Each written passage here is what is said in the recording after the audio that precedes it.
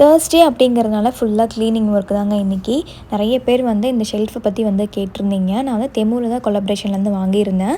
நான் ரொம்ப நாளாக தேடிட்டு இருந்தேங்க இந்த மாதிரி வேணும் அப்படின்ட்டு. கரெக்டாக இந்த வாட்டர் ஹீட்டர் வந்து எனக்கு எடுத்துகிட்டு வைக்கிற மாதிரியான ஸ்பேஸ் இருக்கணும், மேலேயே ஒரு குட்டி ரேக் இருக்கணும் அப்படின்ட்டு ரொம்ப நாளாக தேடிட்டு இருந்தேன். டக்குன்னு கிடச்சிது, வந்து வாங்கிட்டேன்.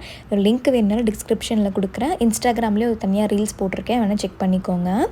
இந்த வீடை கூட்டும்போது துடைக்கும்போது என்னோடய தொல்லை தாங்க முடியலைங்க. எல்லா டாய்ஸுமே எடுத்து பால்கனியில் தான் வச்சுருப்பேன். இந்த 2 ஸ்கேட்டிங் சைக்கிள் மட்டும் மிஸ் ஆயிடுச்சு. வேணும்னே அந்த பக்கம் இந்த பக்கம் வச்சுட்டு எனக்கு கூட்டவே விடலைங்க. உன்னோட தொல்லையே ஒரு பக்கம் என்னால் தாங்கவே முடியல. க்ளீனிங் ஒர்க்கு அப்படிங்கிறனால குக்கிங் ஒர்க் பண்ணாமல் இருக்க முடியாது இல்லையா? அதனால் இன்றைக்கி வந்து காலிஃப்ளவர் கிரேவி வச்சுட்டு எக்கு வந்து பாயில் பண்ணிவிட்டேன். அப்புறம் பருப்பு ரசம் வந்து பண்ணியிருந்தேன். பொதுவாகவே வீடுங்களில் ஃபஸ்ட்டு பிறக்கிற குழந்தைங்களாம் ரொம்ப பாவங்க. இங்கே பார்த்திங்கன்னா மிதில் இழுத்து போகிற டாய்ஸ் எல்லாமே சர்வேஸ்ட்டு எடுத்து வைப்பான். அவன் மிஸ்ஸி பண்ணுற ஸ்நாக்ஸ் எல்லாமே அவன் தான் வந்து க்ளீன் பண்ணுவான். எவ்வளோ தடவை எடுத்து வைக்க சொன்னாலும் சலிக்காமல் எடுத்து வைப்பான். உங்கள் வீட்டில் எப்படின்னு சொல்லுங்கள்.